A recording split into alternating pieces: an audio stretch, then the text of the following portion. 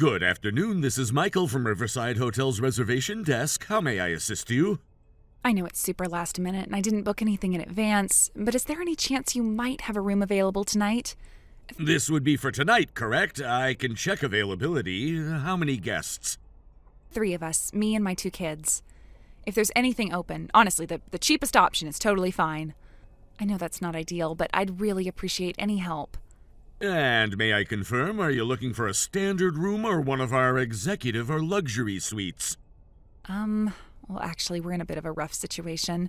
It's kind of embarrassing to explain, but we got pickpocketed at the train station earlier. All our money and cards got stolen. I filed a report and everything, but obviously that doesn't get us our stuff back. I had a hotel booked already, but once they heard we couldn't pay up front, they canceled our check-in. So now I'm just trying every hotel nearby. I found yours because you have chat-based reservations, which is a lifesaver. I'm really hoping you might have something. I see. I'm terribly sorry to hear about your situation. However, if payment cannot be confirmed at check-in, I'm afraid we would be unable to accommodate your request. I completely understand, but just give me a minute to explain. My husband is flying in tomorrow. He's been on a temporary job assignment, and he's meeting us here. He'll pay the full amount then, I promise. If we could just stay one night, I'll check out first thing in the morning. We'll settle everything properly. I'm not trying to scam anyone. I just don't want to be out in the cold with 2 little ones. Unfortunately, Ms. I didn't catch your name. Oh, sorry. It's Autumn. Ms. Autumn, I do understand what you're saying, but we are a luxury establishment. We cater to clients with a certain consistency of means. We're not in the habit of extending charity. I'm not asking for charity. I'm offering to pay, just a little delayed. I'll even write and sign whatever form you want, just to prove I'm serious. Please, just one night. Be that as it may, we cannot run a business based on verbal assurances. It's a slippery slope. Anyone could walk in claiming hardship and promising future payment. I get that. I do. But we're not just anyone. We're a family. I have 2 tired kids sitting on a bench in a train station right now. I don't know where else to go. I'm sorry, but persistence won't change policy. We are not some roadside inn that operates on IOUs. Please, they're 6 and 8 years old. We've been walking around for hours. They're exhausted. Even just a floor, a chair, anything with heat and a roof. I'll do anything to make this work. You are being quite pushy, Ms. Autumn. It's not a flattering look. Perhaps that works elsewhere, but not here. I don't believe you realize where you're trying to stay. Riverside Hotel is part of a luxury brand chain with elite clientele across the country. This isn't the kind of place where you work something out. I'm not trying to make trouble. I just didn't know who else to ask. You're the only hotel that even answered me. That alone gave me hope. Let me be blunt. People in your financial brackets simply don't stay here. That's not judgment, it's reality. You'd be more comfortable somewhere simpler, or frankly, a shelter. Wow. Okay. I didn't expect kindness, but I also didn't expect to be talked down to like that. It's not personal, it's practicality. We've dealt with guests who vanish without paying, and it's always the same type. Begging, promising, then gone by morning. That's not me. I'm not trying to trick anyone. Just trying to make it until tomorrow morning. And if your mystery husband doesn't arrive, then what? We foot the bill? You vanish into the wind like others have? No, thank you. I won't vanish. You have my name, my number, my ID. I'll leave anything you ask with the front desk until the payment is settled. My word means something. I'm sure it does to you, but not to our accounting department, nor to our standards. No payment, no room. You mentioned checking availability earlier. You said you'd confirm. Does that mean you do have a room open? That was before I realized the situation. The room is no longer available. We are unfortunately at full capacity now.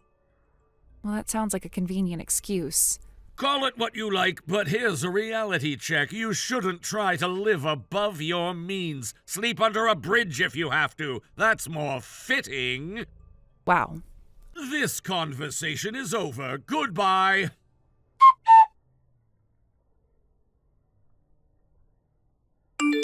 This is Michael from Riverside Hotel Reservations. How may I help you? I'm not sure if you'll remember me, but we chatted here a few nights ago. I reached out about booking a room on short notice. You'll have to be more specific. We get a lot of late-night inquiries. It was around midnight, 3 days ago. I asked if you had any rooms for me and my 2 kids. I said we'd just been pickpocketed. Oh, right, that one. The sob story. You said you had no money and expected us to put you up anyway. I asked if there were any affordable rooms available, and you told me to go sleep under a bridge. I see, so you've returned to lodge a complaint then. If that's the case, you should contact the local Department of Transportation. They handle bridge complaints. If you're expecting compensation from us, however, I can tell you that our policy doesn't cover people who never actually stayed with us. I'm not here to complain. I'm here to introduce myself properly. I wasn't exactly upfront with you last time. What's that supposed to mean? My name is Autumn Rivers. I'm the general manager overseeing all Riverside Hotel Group properties nationwide. I'm sorry, you're what? The general manager. I report directly to the board of directors. No, that doesn't make any sense. That's not possible. You were saying you got robbed. You were begging for a room. That wasn't real? That's correct. It was a test. A fabricated scenario. I was conducting a surprise audit. A what? You lied? That whole story was fake? Right again. The story of being stranded was part of a service quality audit.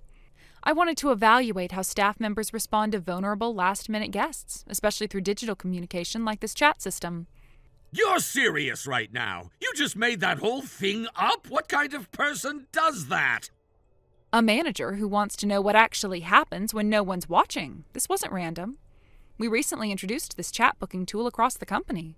I wanted to know how well it was being used, not just logistically, but ethically. I don't believe this. So you tricked me into thinking you were some desperate traveler with no money just to test me? 3 for 3. That was the point. To simulate a difficult situation and see how our staff react. This is ridiculous. You can't just pretend to be poor and desperate and then say, "Surprise, I'm corporate." That's manipulative. What's manipulative is pretending that your behavior was justifiable. This wasn't about catching someone in a lie. It was about revealing how you treat people you think can't fight back. I gave you a scenario. What you chose to do with it was entirely up to you. And what you chose was cruelty, mockery, classist rhetoric. Okay, hold on. Let's calm down. Let's just breathe for a second. There's no need to jump to conclusions. I didn't mean anything personal. I was doing my job. You weren't doing your job, Michael. You were abusing your position. There is nothing in the Riverside Handbook that authorizes staff to belittle guests or make personal judgments about their worth.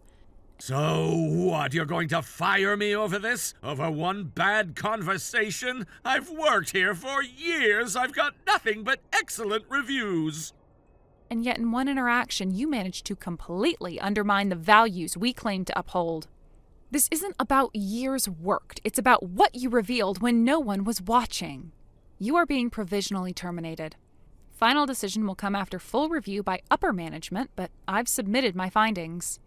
You can't be serious. This is going to ruin me. You're going to destroy someone's career over one chat message?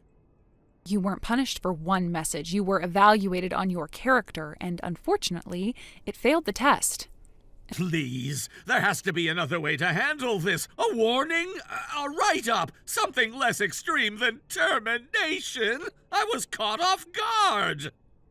And the guests we serve often are, too. Emergencies and unexpected situations are when we're supposed to rise above, not collapse into cruelty. Ms. Rivers, please, I'm asking you as someone who's worked here for years, don't let this one misunderstanding end everything. This wasn't a misunderstanding. It was a display of your values when no one was watching. And it was unacceptable. I honestly thought it was a prank. I wouldn't have said any of those things if I knew who you were. I thought someone was just wasting my time. So if I had actually been poor and desperate, then what? I deserve to be insulted, mocked, told to go sleep outside? No, I mean, of course not. I didn't realize. I didn't think you were a real guest. every person who contacts us is a real guest until proven otherwise. And even then, there's a standard for how we speak to people. Look, I know I came off harsh. I panicked. I felt like someone was trying to scam the hotel. You have to understand, we get weird messages all the time. That's not an excuse. Our training materials couldn't be clearer. You treat everyone with dignity every single time, regardless of their situation, regardless of whether they can pay right away. But there are scammers, you know that! People try to take advantage of us. How are we supposed to know who's genuine? You don't always know, but it's not your job to decide who deserves compassion. Your job is to offer the same respectful treatment to everyone who walks through our door or sends us a message. I didn't think it was going to go this far. I mean, I was just doing what I thought was best. Let me tell you what best looked like at other properties. Because this wasn't just your branch. I ran this exact same audit at multiple locations. You did? Yes, one location was full, but the front desk staff apologized profusely. Then they called 3 nearby hotels to help me find a place. Another location offered to send their hotel shuttle to pick me up from the station, just so I wouldn't have to wait in the cold even if I couldn't stay there.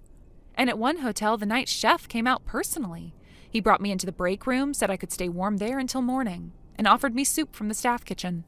You're kidding me! All that for someone who said they couldn't pay? No, I'm not kidding, because some of our staff understand what hospitality means. It's not just about selling rooms, it's about being human. Those people didn't know who I was. They had no reason to believe I was anything other than what I claimed, and they still acted with empathy. Meanwhile, you responded with condescension, judgment, and open cruelty. You mocked my story. You told me to go sleep under a bridge. I wasn't thinking straight. I was exhausted. My girlfriend had just broken up with me, and I'd picked up extra shifts to distract myself. I was running on no sleep. It wasn't personal. Well, let me stop you right there. Professionals don't take out their bad day on customers. We don't get to lash out just because we're hurting. That's not how this works. You weren't just rude, you were cruel, and you made it clear that your default setting when no one is looking is contempt.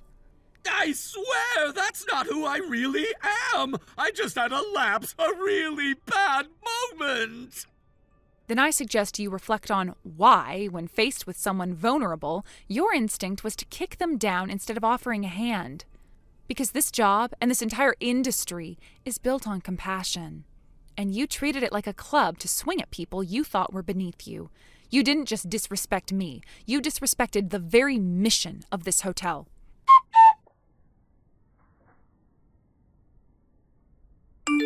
A few days after our chat, I visited the Riverside Hotel in person. I brought 2 senior executives with me and printed copies of the entire conversation. When I passed them out at the meeting, the room went quiet. No one needed clarification. The tone, the arrogance, the cruelty, it was all there in plain text. I had every intention of firing Michael on the spot, but before I could even begin my prepared statement, he dropped to his knees, not figuratively, literally. He apologized over and over, voice shaking, eyes glassy. He didn't make excuses this time, he just asked for a chance to make it right.